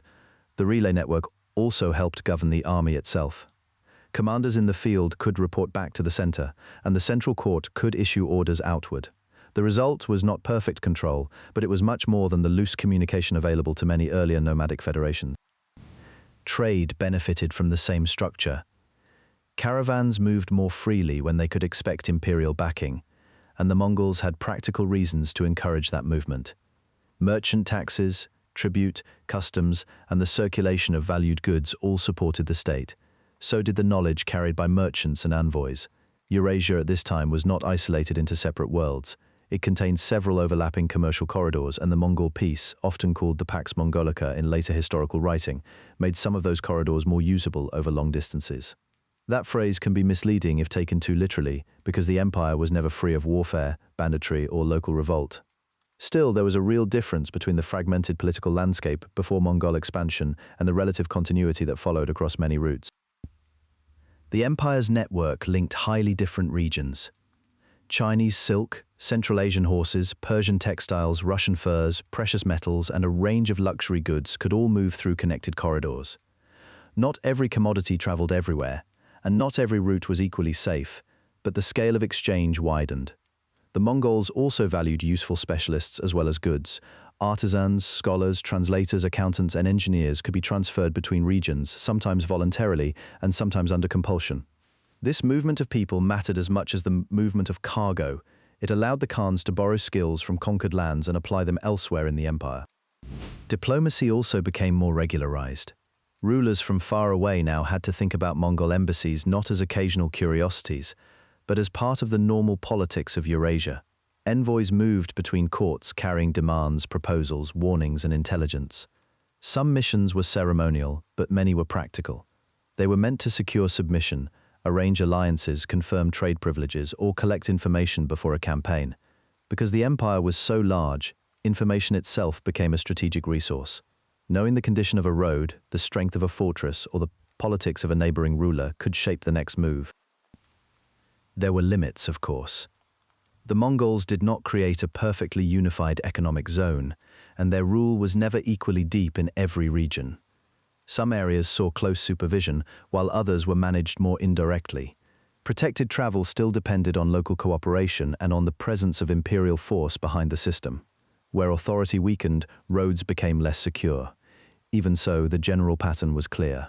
Under Mongol rule, movement across Eurasia became easier in some places and more consequential in others. A decision in one court could now affect merchants, soldiers, and officials many weeks away. By the time this network was fully in place, the empire was no longer only a machine of conquest.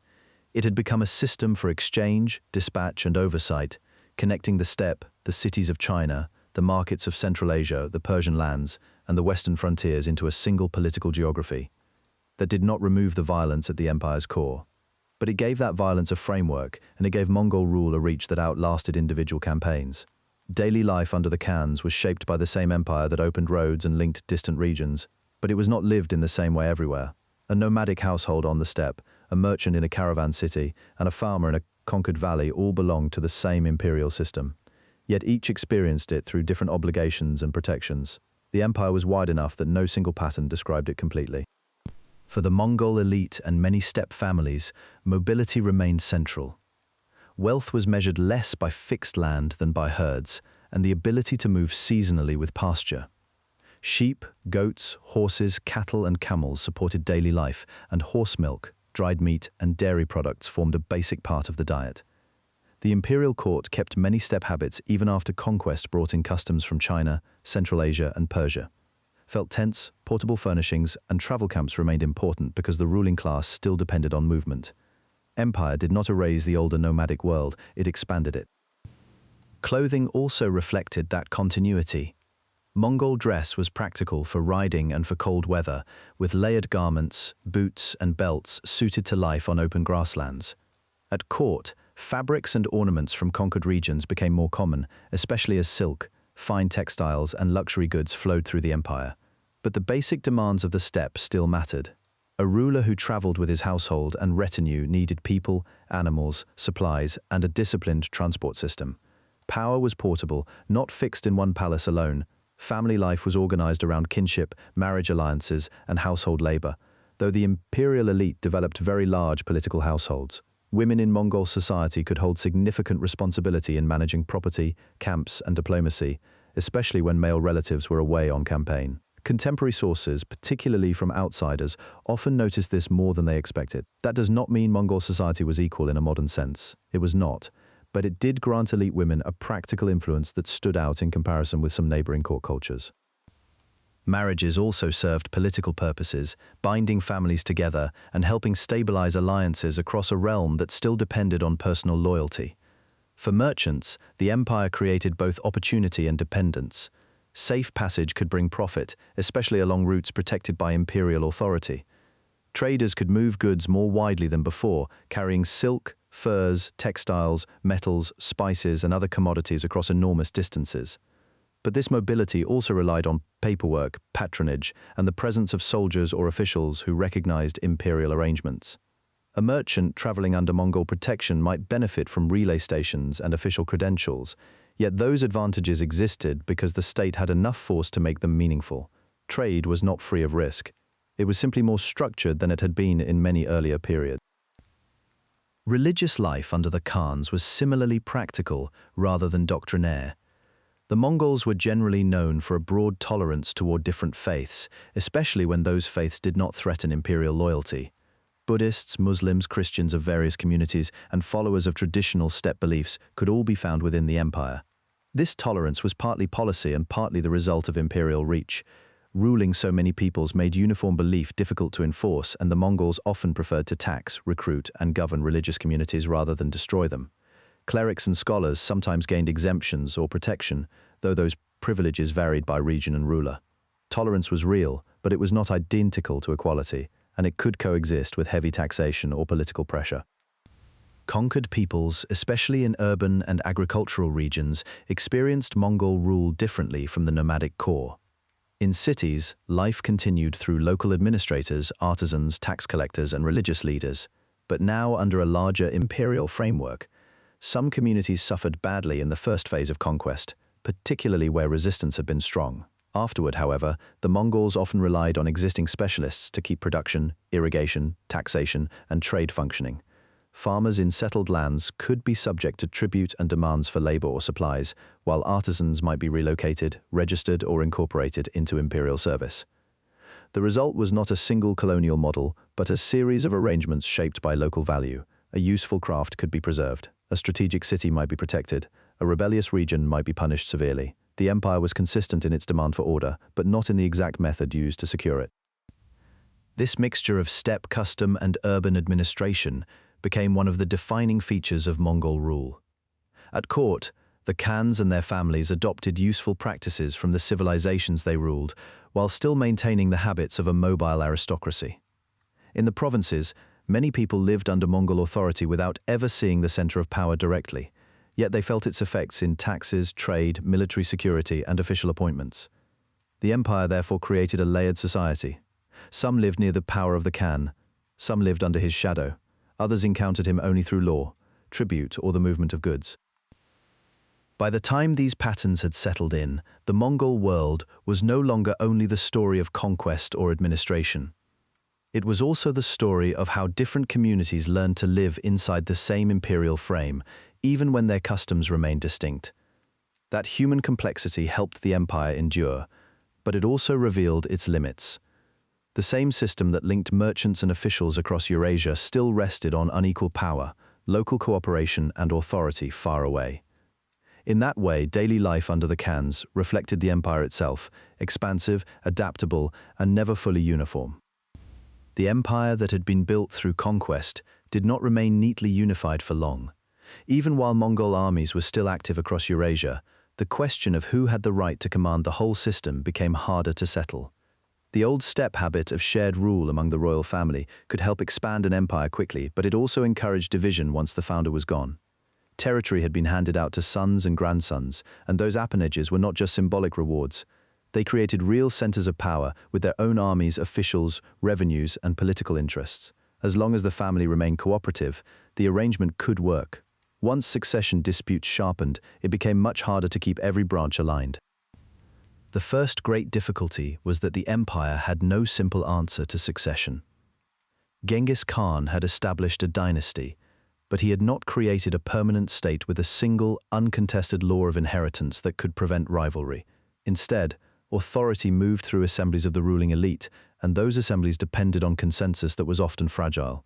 After the deaths of the great early Khans, each new succession could become a test of strength among princes, commanders, and the senior women of the royal household, who often played important political roles. Modern historians generally see these tensions not as a sudden failure, but as a structural problem built into the empire's scale.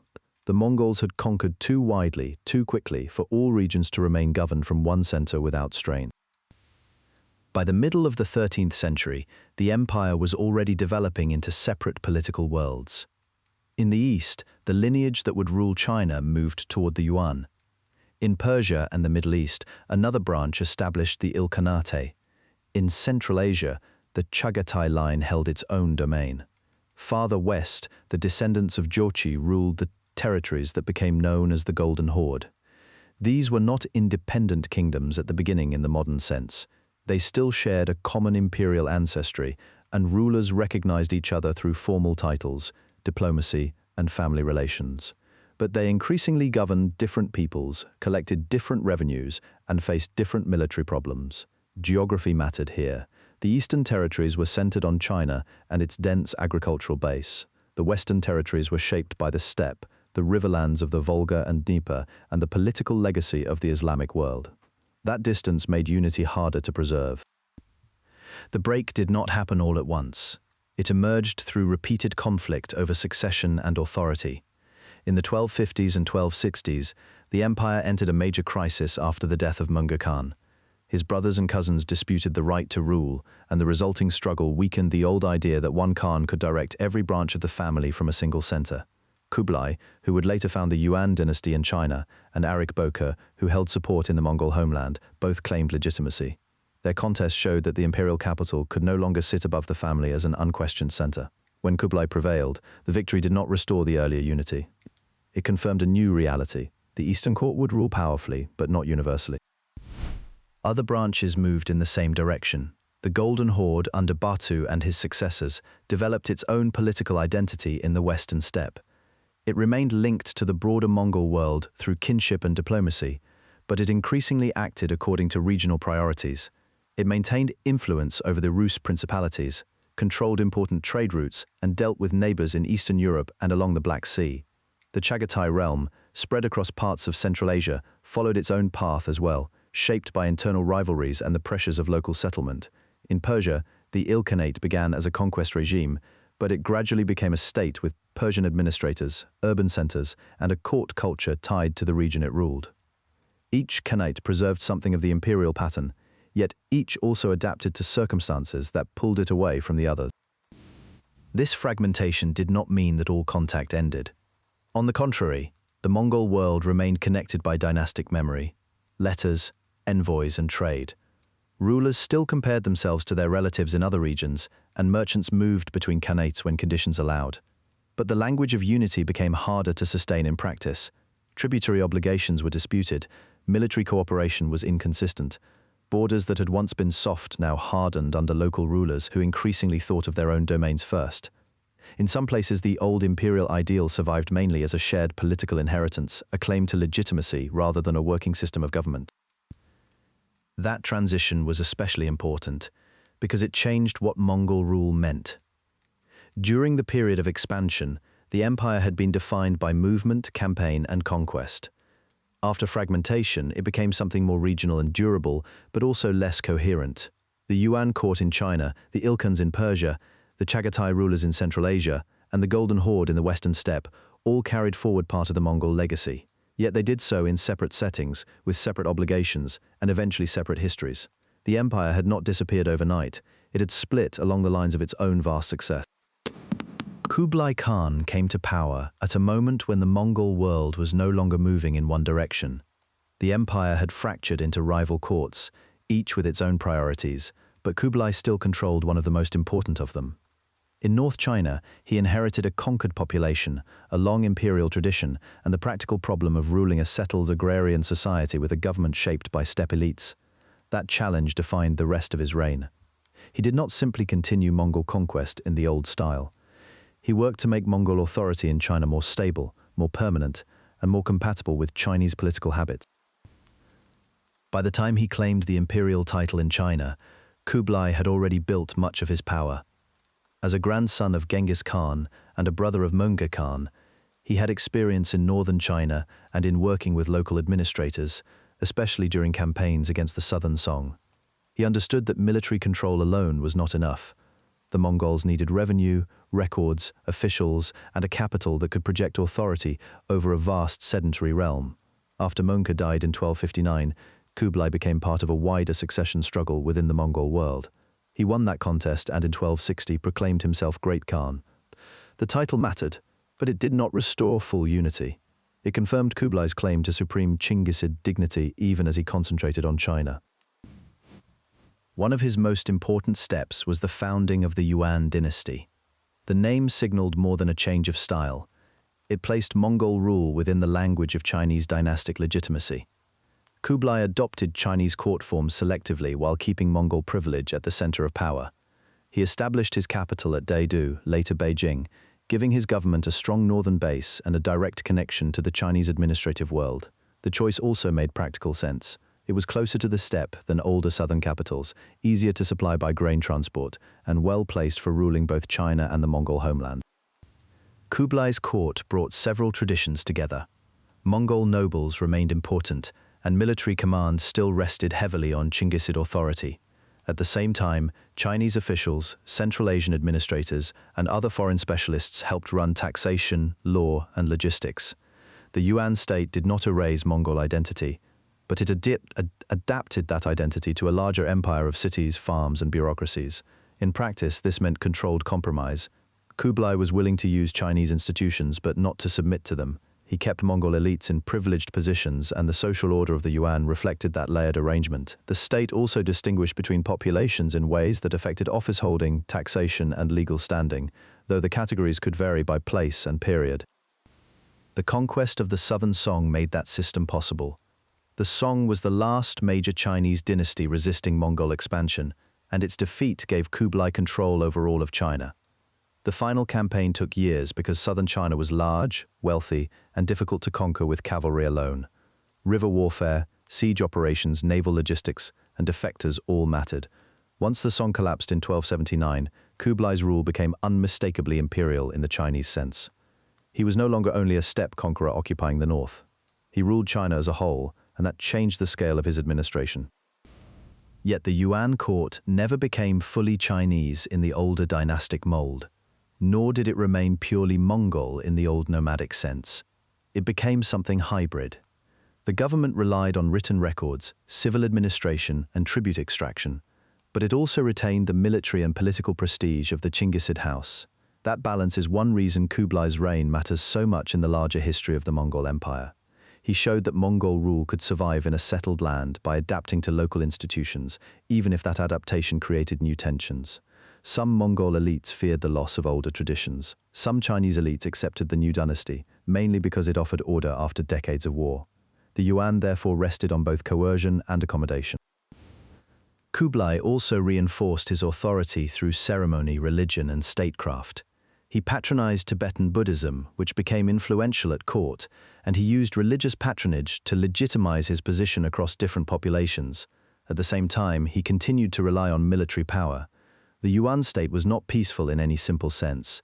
It was built from conquest, and conquest remained close in memory. But under Kublai, the center of gravity shifted. Governing China required more than campaigning. It required harvests, transport, clerks, census information, and long-term taxation. Those needs pushed Mongol rule toward bureaucracy and dynasty. This is why Kublai Khan stands as a turning point in the history of the empire. Under him, Mongol power in East Asia became more settled and more institutional. The ruling house no longer lived primarily as a mobile war camp, it lived as a court. The Yuan dynasty still bore the mark of the steppe, but it now ruled through the routines of a major imperial state. That transformation gave Mongol rule a different kind of durability. It also began a future in which the Mongols in China would be remembered less as passing conquerors and more as a ruling dynasty with its own place in Chinese history. While Kublai Khan was consolidating Mongol rule in China, another branch of the empire was taking shape far to the west, in Persia and the Middle East. This became the Ilkhanate. It grew out of the campaigns that had moved through Central Asia into Iran, Iraq, and the Caucasus, and it inherited both the scale of Mongol conquest and the difficulty of ruling older, denser, more urban societies. It did not begin as a finished kingdom. It began as a military occupation that had to become a government. The title, Il-Khan, is usually understood to mean a subordinate Khan which reflected this western branch's early place within the larger Mongol world. Its rulers descended from Tolui, one of Genghis Khan's sons, and the line was established by Hulagu, who led the western campaigns in the mid-13th century. Hulagu's armies destroyed the assassins' strongholds in Persia and, in 1258, captured Baghdad, ending the Abbasid Caliphate there as a political power. That was a major turning point, but it was not the end of the story. Baghdad's fall was dramatic, yet Mongol rule in the region still had to be built afterward through taxation, local elites, military garrisons, and negotiation with communities that remained in place. At first, the Ilkhanate stayed closely tied to the wider Mongol imperial world. Its rulers were connected to the dynasty, but they also had to govern a region of their own. That meant balancing steppe traditions with Persian administration. The Mongols depended on scribes, financiers, and officials who understood local languages and fiscal practices. Persian bureaucracy had long experience with land tax, urban revenue, and record-keeping, and the Mongol elite increasingly relied on those methods.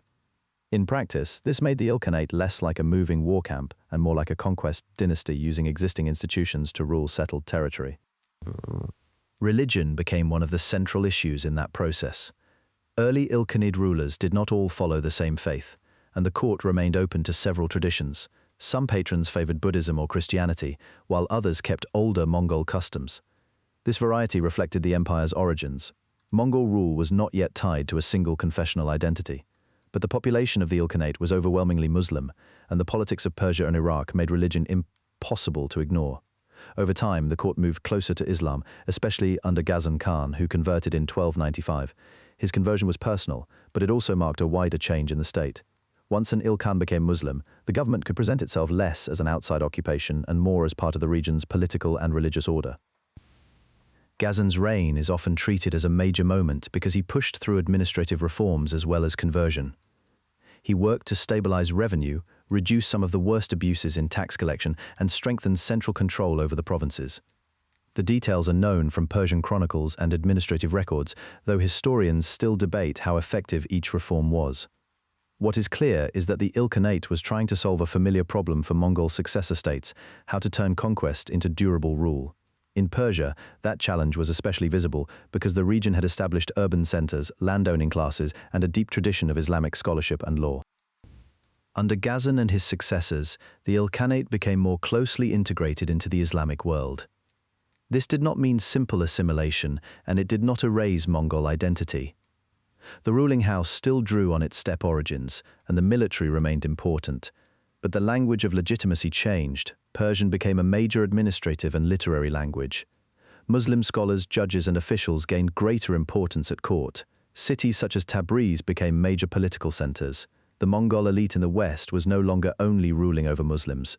It was increasingly participating in Muslim politics, with all the alliances, rivalries, and scholarly debates that followed. The Ilkhanate also faced neighbors shaped by the same larger Mongol expansion. To the north and west stood the Golden Horde, another Mongol successor state with which relations could range from war to diplomacy. To the east, the Chagatai realm formed part of the wider Mongol political landscape. Meanwhile, the Mamluk sultanates in Egypt and Syria became one of the Ilkhanate's most important opponents. The long struggle between the Ilkhans and the Mamluks helped define Near Eastern politics in the late 13th and early 14th centuries. The Mongols had entered the region as conquerors.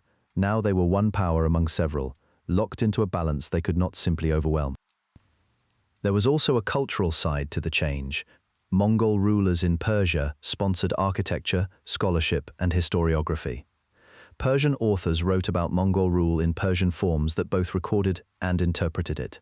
Some works stressed destruction, while others tried to place the Mongols within a broader history of kingship and divine order. That literary response matters because it shows that the Ilkhanate was not only changing through conquest from above, it was also being absorbed into the intellectual life of the region. The Mongols were becoming part of the historical memory of the Islamic world, not as a brief raid, but as a dynasty whose choices could be narrated, judged, and remembered. Even so, the Ilkhanate remained vulnerable to the same pressures that weakened other branches of the empire. Succession could be uncertain. Court factions competed for influence. Provincial governors sought more independence. Expansion had been rapid, but institutions still depended heavily on the authority of individual rulers. As that authority became less stable, the Western Mongol realm was drawn further into the politics of Persia and the Middle East, where local elites, religious institutions, and neighboring powers all shaped its future. By the time the Ilkhanate reached its mature form, it was no longer just a conquest force standing apart from the region. It had become woven into the Islamic political world it had once shattered. By the middle of the 14th century, the Mongol world was still enormous in scale, but it was no longer held together by the kind of authority that had allowed Genghis Khan and his immediate successors to move armies across continents with unusual speed. The problem was not one single collapse. It was a slow loss of coordination, made worse by succession disputes, regional rivalry, and the strain of governing territories that had been conquered so quickly. The empire had been built for movement, campaign, and personal loyalty. Over time, it had to deal with settled populations, tax systems, border defense, and court politics, and those pressures exposed the weakness of a family-based imperial order once the strongest rulers were gone. In the Yuan dynasty in China, the Mongol court faced recurring unrest, fiscal difficulty, and growing distrust from many of its subjects. The Yuan had inherited the machinery of Chinese government, but that machinery was expensive to maintain and harder to control when court factions disagreed. Paper currency lost value in some periods. Natural disasters and famine made taxation harder. Local rebellions became more common as the dynasty's legitimacy weakened. Some modern historians emphasize that the Yuan did not simply fail because it was foreign, rather it struggled with the familiar problem of any large dynasty that depends on central authority, especially when military power, court politics, and provincial administration no longer work smoothly together. This pattern repeated in different ways across the other Mongol successor states. In Central Asia, the Chagatai realm was divided by internal struggles and shifting local power. In the western steppes, the Golden Horde remained powerful for a long time, but it too had to manage succession disputes, regional rulers, and changing trade routes. In Persia, the Ilkhanate had already begun to adapt to local political life, but after the death of strong rulers, it too became vulnerable to factional conflict and fragmentation. The important point is that the empire did not fall in one instant. It broke apart unevenly, branch by branch, as each region developed its own priorities. The Black Death made this fragmentation worse. The plague moved across Eurasia in the mid-14th century, and the connected trade and communication networks that had once helped the Mongol system now helped the disease travel as well. Contemporary and near-contemporary sources in multiple languages describe the scale of mortality, though exact numbers are often uncertain, and modern estimates vary widely. What is clear is that plague undermined labor supply, tax collection, military recruitment, and public confidence. A state already under strain now had to deal with a demographic crisis on top of political instability. The result was not a single Mongol response, but a series of regional crises that left each khanate weaker than before. Fiscal strain also mattered. Mongol rulers had often relied on tribute, customs, and the movement of goods across long distances. When warfare disrupted trade or when local officials grew more autonomous, those revenues became less reliable. Armies still needed to be paid, courts still needed to be maintained, and governors often expected rewards for loyalty. In some regions, rulers tried to solve these problems by tightening control over taxation, but heavy demands could provoke resistance. In others, local elites gained more leverage simply because the center could no longer enforce its wishes consistently. That shift turned imperial unity into bargaining, and bargaining into division. Succession remained one of the most persistent sources of weakness. Mongol political culture valued the authority of the ruling family, but it did not create a simple, peaceful system for passing power from one generation to the next. Election by elite council, inheritance by lineage, and the practical force of military backing all played a role, but none of them guaranteed stability. Every contested succession gave ambitious commanders, ministers, and regional governors a reason to wait, resist, or break away. Over time, this made the empire less like a single command structure and more like a network of related dynasties that still remembered a common origin. As the 14th century continued, the regional khanates behaved more and more like separate states. The Yuan in China followed its own internal political path. The Ilkhanate disappeared entirely in the 133s. The Chagatai realm fragmented into competing zones of authority. The Golden Horde, though still formidable, faced its own succession struggles and external pressures. The old idea of one Mongol imperial center ruling all these territories became harder to sustain in practice. Memory of unity remained, and titles still mattered, but memory was not the same as command. This decline should not be mistaken for simple disappearance. The Mongol legacy continued inside each successor kingdom in military habits, administrative practice, and elite culture. Yet the pattern had changed. Instead of one empire expanding outward under a shared leadership, there were now weaker states, each carrying part of the inheritance and none able to restore the whole. By the time that process became unmistakable, the great imperial system had already crossed the point where reunification was likely. What remained after the breakup of Mongol unity was not only a set of dynasties, but a set of habits that spread far beyond the original steppe confederation. The empire moved people across enormous distances. Merchants, envoys, soldiers, scribes, craftsmen, and religious figures traveled routes linking China, Central Asia, Iran, the Black Sea, and parts of Eastern Europe. Even when the khanates drifted apart, those routes did not disappear at once. Later rulers used them, traders relied on them, and states learned that control over movement could matter as much as control over land. Trade is one of the clearest signs of the Mongol legacy. Under Mongol rule, safer passage across much of Eurasia made long-distance exchange easier, though safety was never complete and always depended on place, time, and local authority. Silk, textiles, precious metals, horses, paper lacquerware, ceramics, spices, and metalwork moved through imperial channels and frontier zones. The flow went both ways, carrying techniques, tastes, and information as well as goods. Some of this exchange existed before the Mongols, but the empire linked it on a larger scale than many earlier regimes had sustained. Later historians often describe this as a broader tightening of Eurasian connections. That is fair, so long as it does not suggest that the Mongols invented intercontinental trade, they accelerated and reorganized it. The same pattern appears in warfare. Mongol armies were not remembered only for mounted archery, though that mattered. They showed that cavalry warfare could be combined with siegecraft, intelligence gathering, rapid movement, and the use of specialists drawn from conquered regions. States that faced the Mongols, or inherited Mongol methods, studied those features closely. Enemy rulers strengthened fortifications, improved communications, and reconsidered military organization in response. In that sense, the Mongols reshaped Eurasian military politics by forcing others to adapt. Their influence did not mean every army copied them directly. It meant that after the Mongol century, few serious powers could ignore the connection between mobility, logistics, engineering, and information in war.